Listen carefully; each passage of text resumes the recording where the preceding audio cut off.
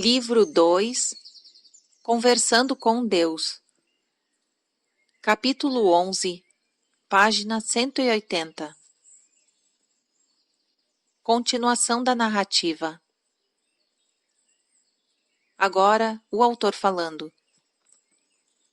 O Senhor prometeu que no livro 2 trataria dos problemas geopolíticos mais amplos de nosso planeta, ao contrário dos problemas basicamente pessoais de que tratou no livro 1. Mas não achei que entraria nesse debate. Deus. É hora de o mundo parar de enganar, despertar, perceber que o único problema da humanidade é o desamor. O amor produz tolerância, que produz paz. A intolerância produz guerra e é indiferente às condições insuportáveis. O amor não pode ser indiferente. Não sabe como. O modo mais rápido de chegar a uma posição de amor e preocupação com toda a humanidade é vê-la como sua família. O modo mais rápido de ver toda a humanidade como a sua família é parar de isolar-se. Todas as nações-estados que formam seu mundo devem se unir. O autor. Nós realmente temos a Organização das Nações Unidas. Deus. Órgão que tem se revelado impotente. Para esse órgão funcionar, teria de ser totalmente reestruturado. Isso não é impossível, mas talvez seja difícil e trabalhoso. O autor. Está bem. O que o senhor sugere? Deus. Eu não tenho uma sugestão. Simplesmente faço observações. Nesse diálogo, você me diz quais são as suas novas escolhas, e eu faço observações sobre os modos de manifestá-las. O que você escolhe agora, no que diz respeito ao relacionamento atual entre os povos e as nações e o seu planeta? O autor. Eu usarei suas palavras.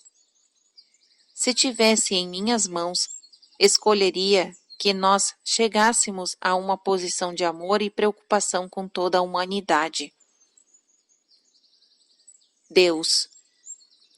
Dada essa escolha, eu observo que aquilo que daria certo seria a formação de uma nova comunidade política mundial, com cada nação-estado tendo uma participação igual nos problemas do mundo e uma cota proporcional dos recursos do mundo.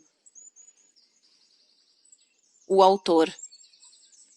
Isso nunca daria certo.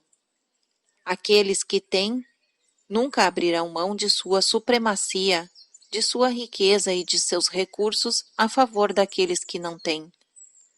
E por que o fariam? Deus. Porque é de seu interesse. O autor.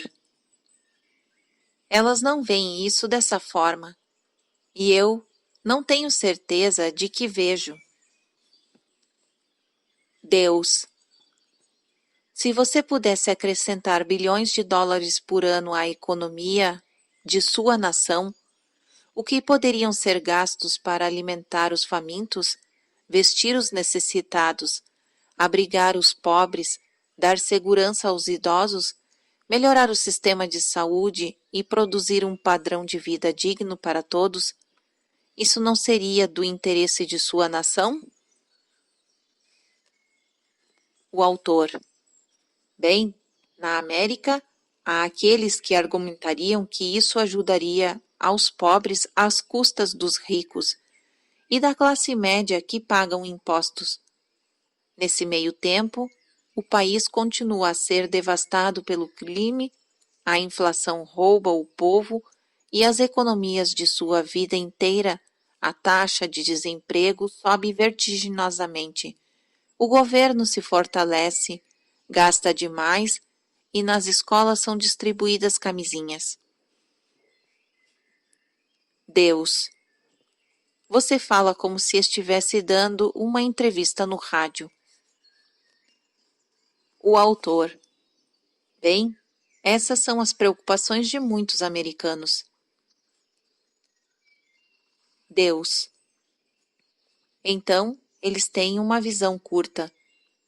Não percebem que se bilhões de dólares por ano, que representam milhões por mês, centenas e centenas de milhares por semana, quantias enormes por dia, pudessem ser recolocados em seu sistema, se vocês pudessem usar esses recursos para alimentar os famintos, vestir os necessitados, abrigar seus pobres e dar seguranças aos seus idosos, fornecer atendimento médico e produzir um padrão de vida digno para todos, as causas do crime desapareceriam para sempre.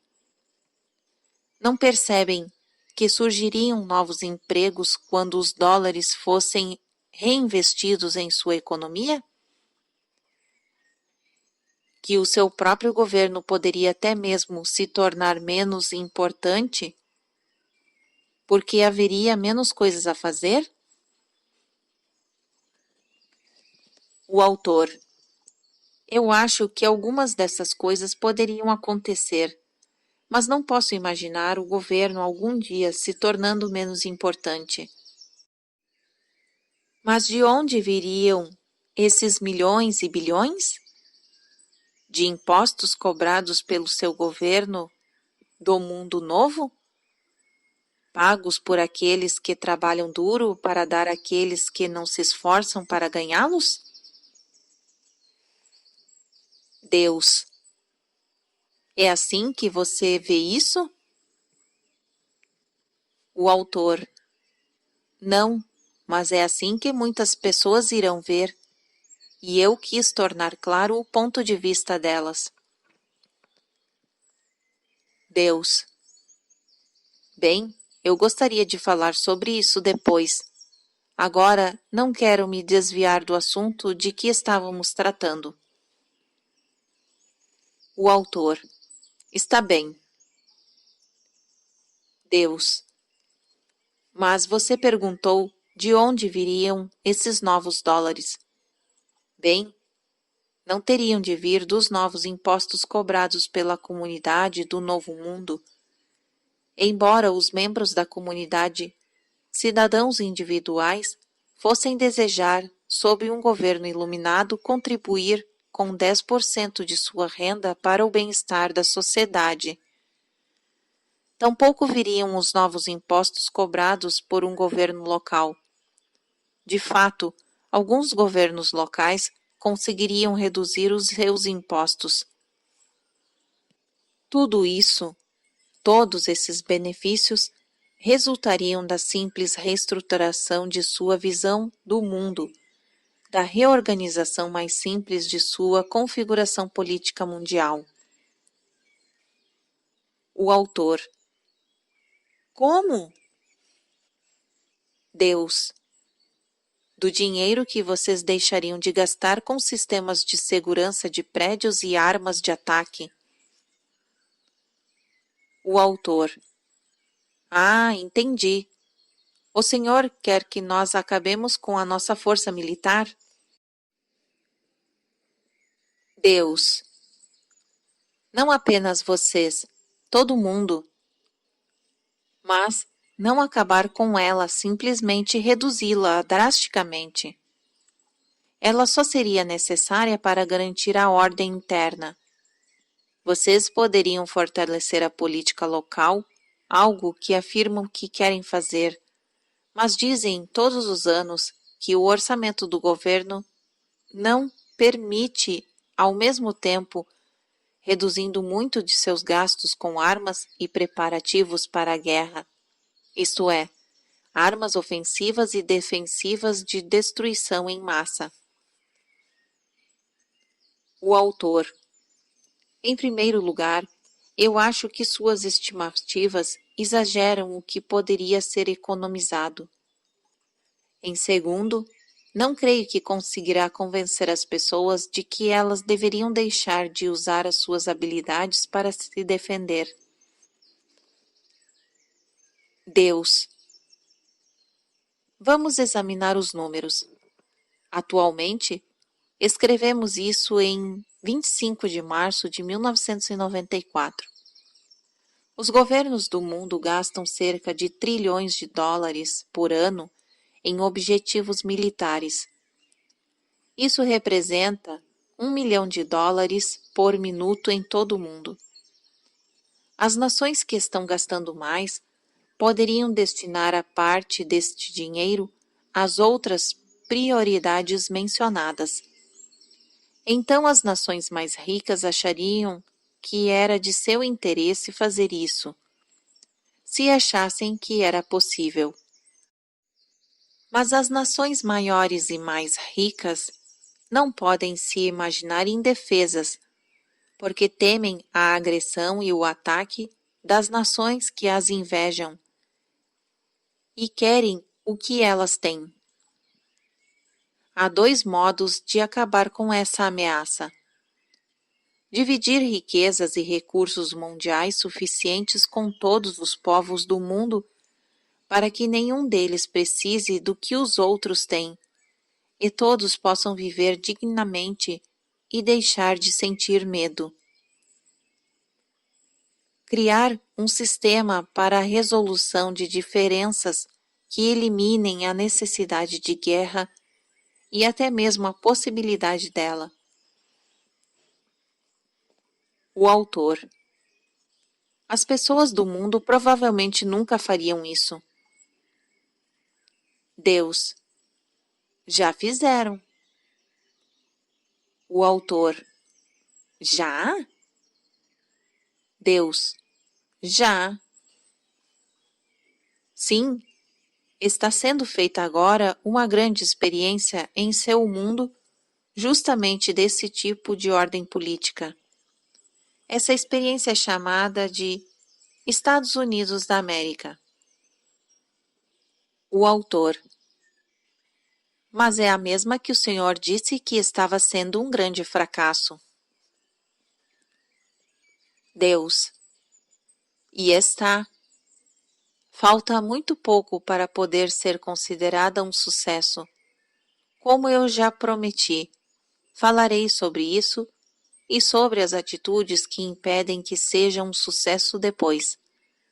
Ainda assim, é a melhor experiência em andamento. É como disse Winston Churchill: a democracia é o pior sistema, exceto todos os outros.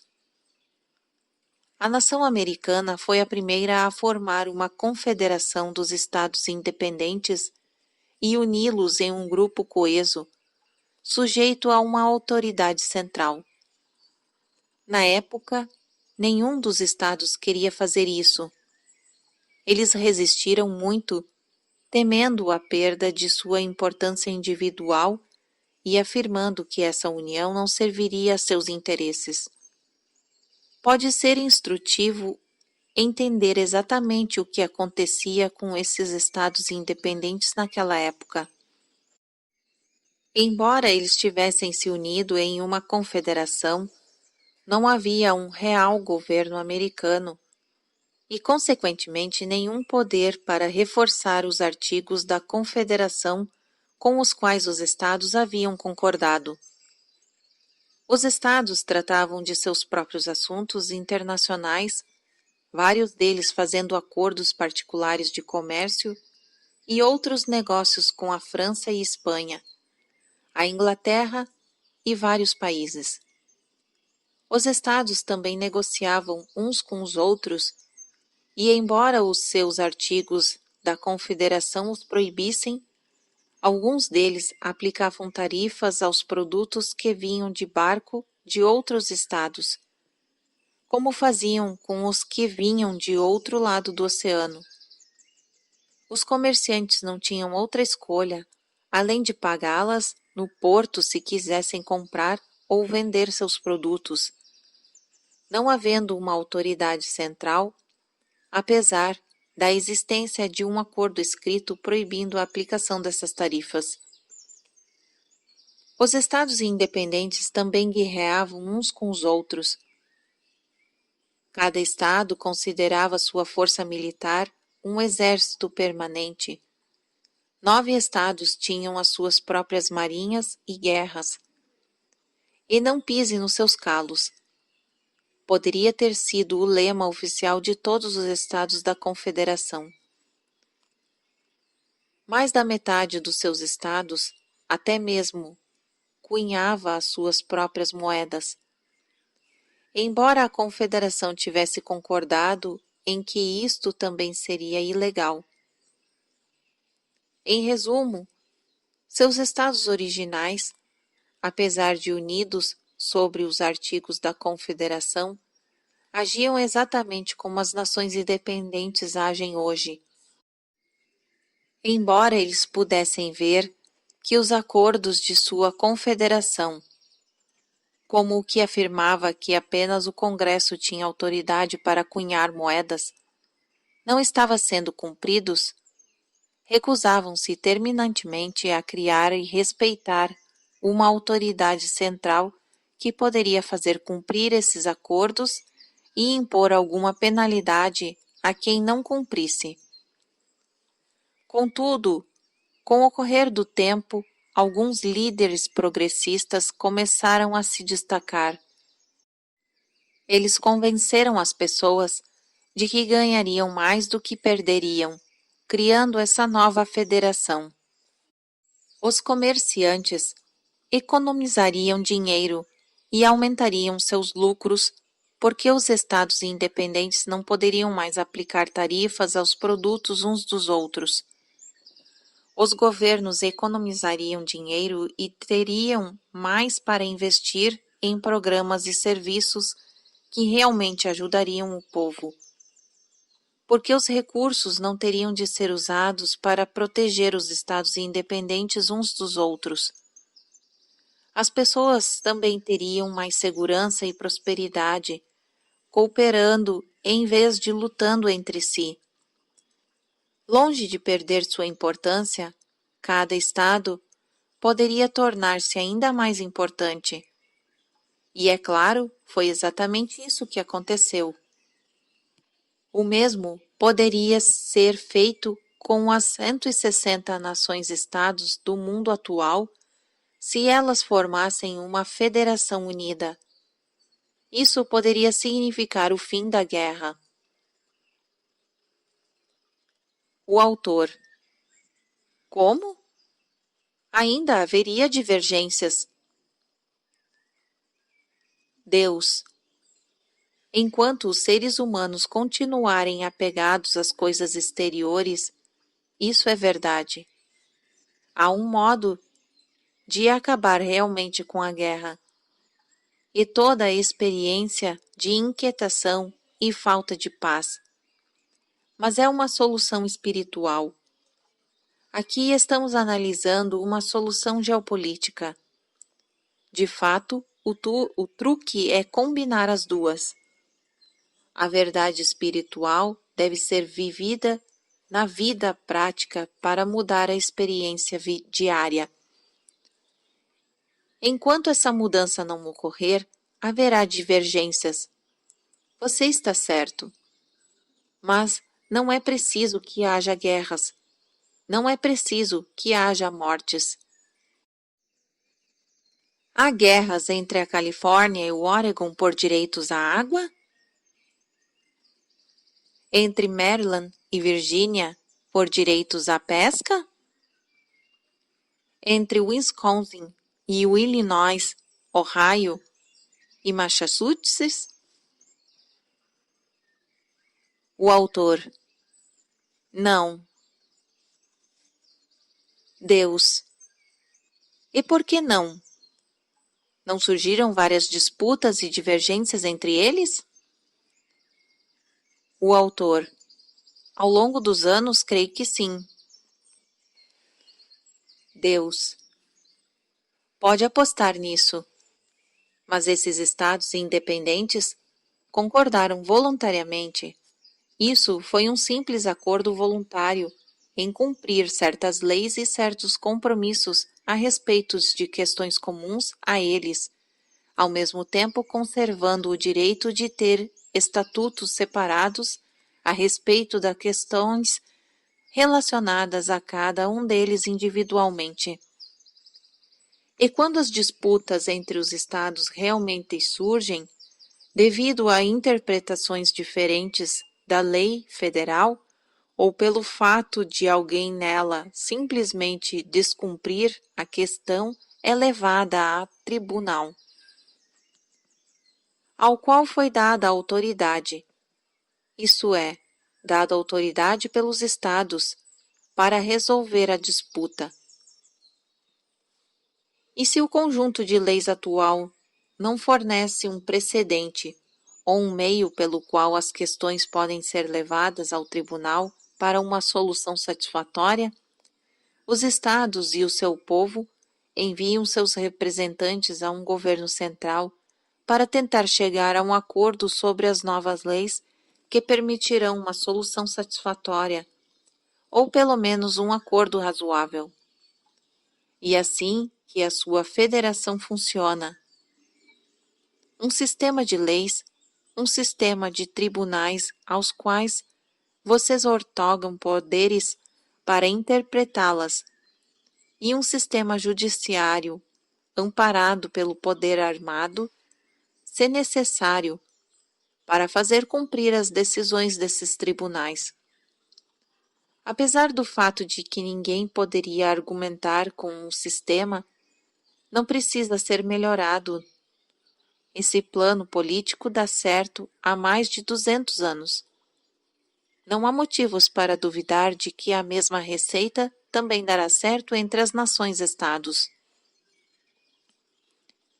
O autor. Se isso é tão simples, por que não foi tentado? Deus. Foi. Sua Liga das Nações foi uma antiga tentativa. As Nações Unidas é a última.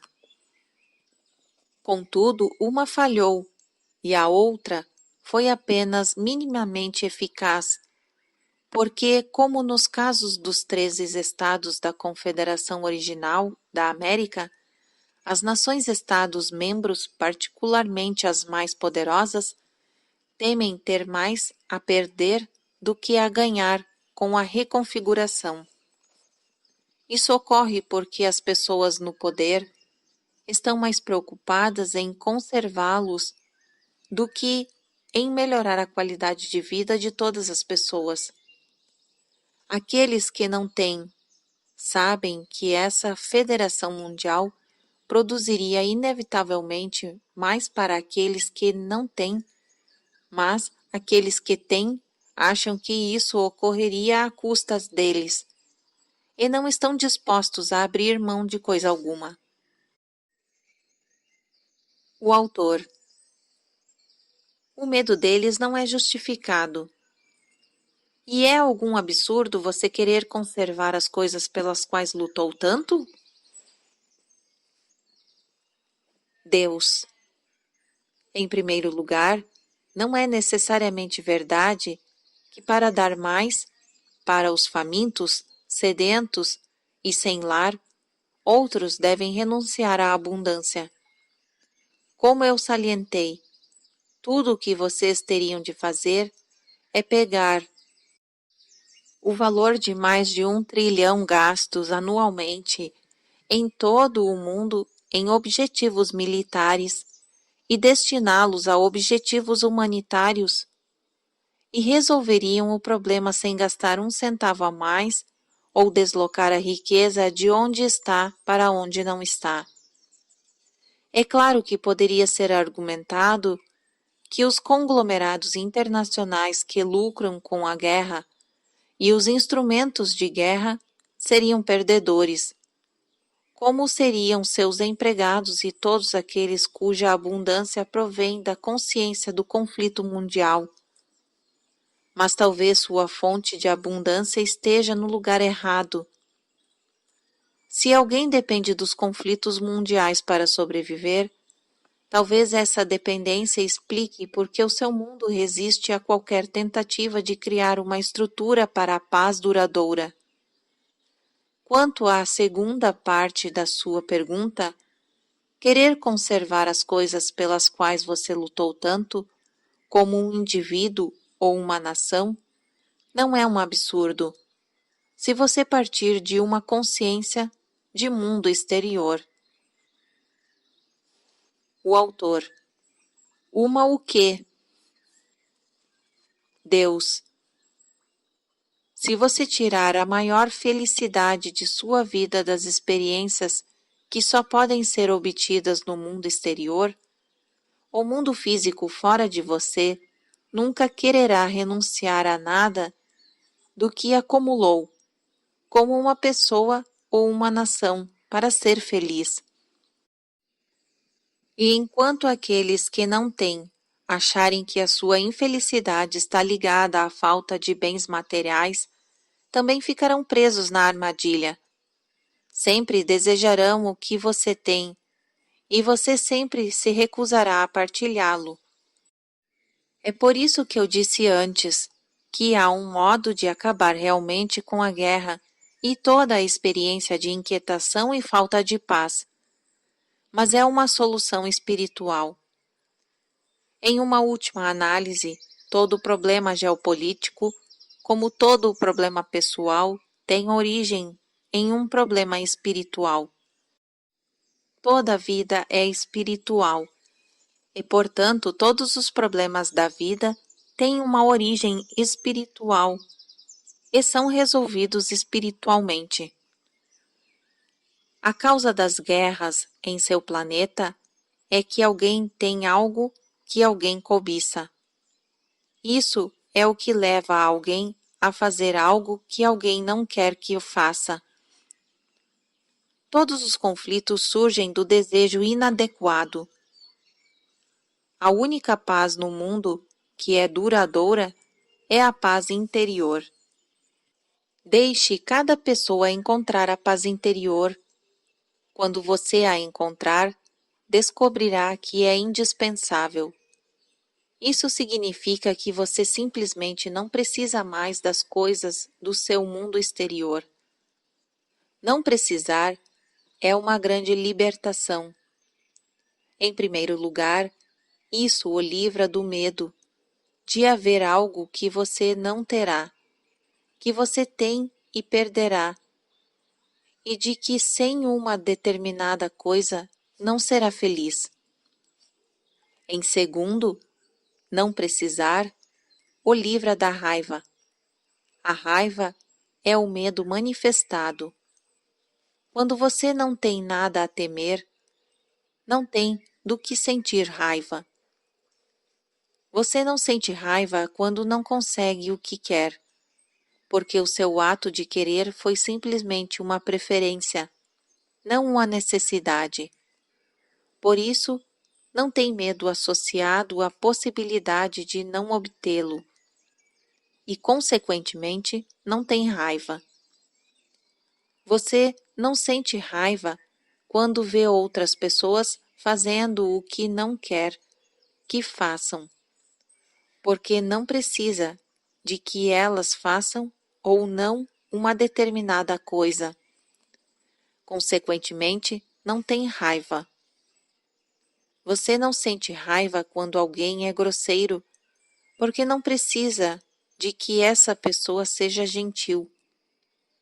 Não sente raiva quando alguém não o ama, porque não precisa que essa pessoa o ame. Não sente raiva quando alguém é cruel ou tenta prejudicá-lo, porque não precisa de que essa pessoa se comporte de outro modo e sabe que não pode ser prejudicado. Você nem mesmo sente raiva se alguém tentar tirar a sua vida, porque não teme a morte. Quando o medo é tirado de você, tudo ou mais pode ser tirado e não sentirá raiva. Você sabe em seu íntimo, intuitivamente, que tudo o que criou pode ser recriado, ou mais importante ainda, que isso não importa.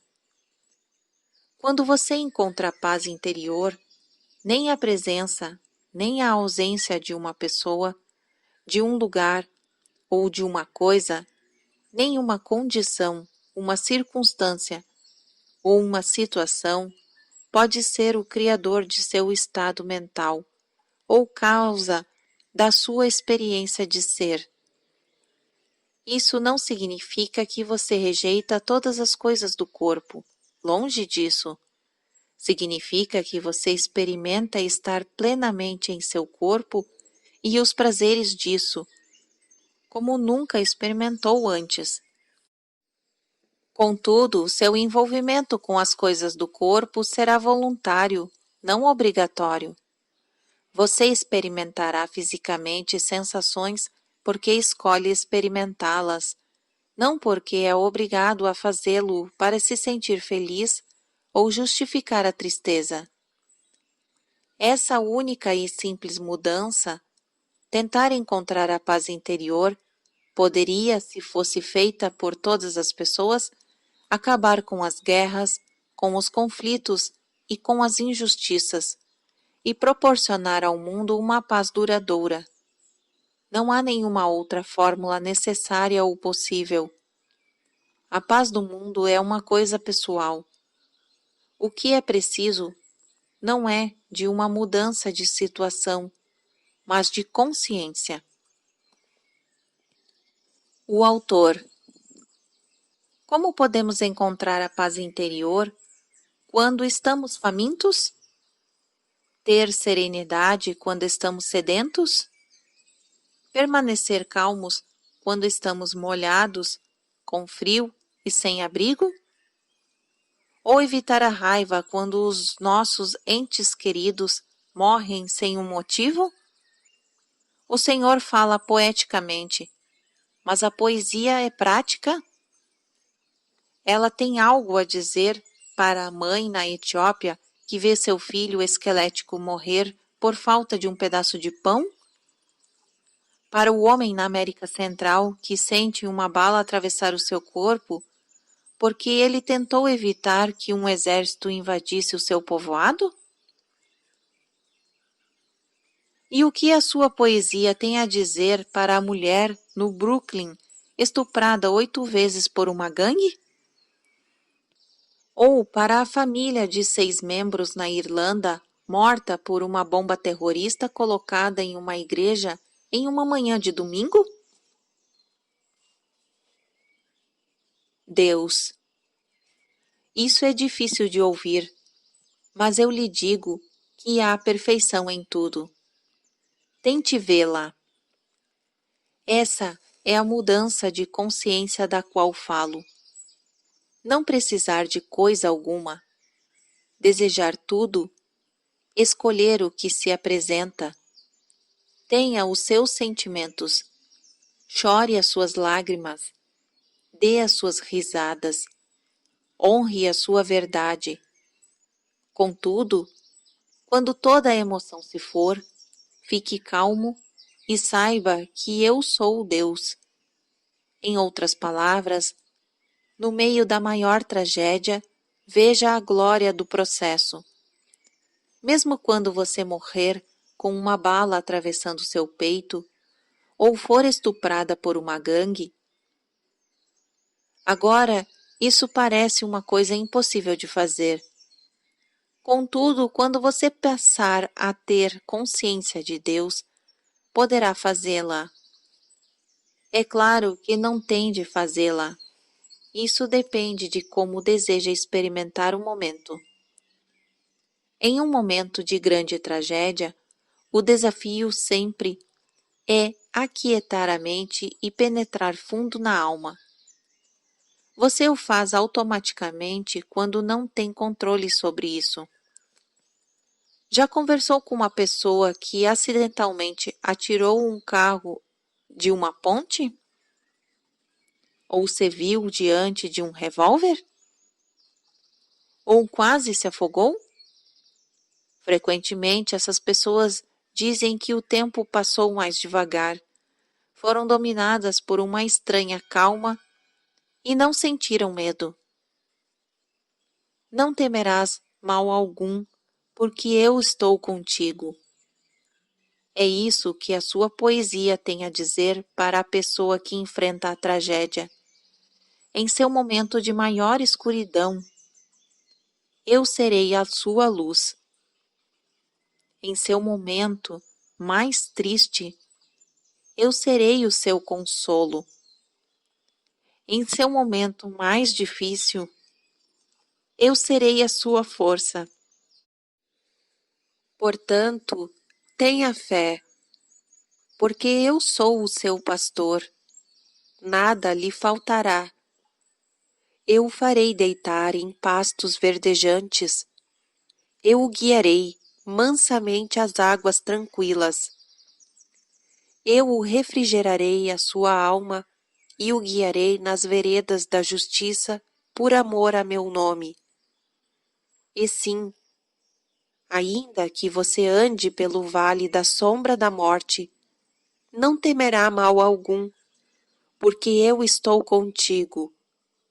Minha vara e meu cajado o consolarão. Eu preparo uma mesa perante você na presença dos seus inimigos. Ungirei com óleo a sua cabeça.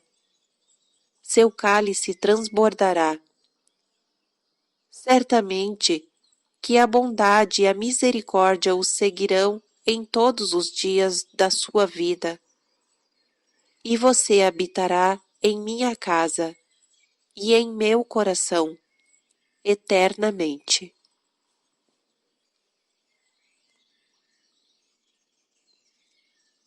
Fim do capítulo 11.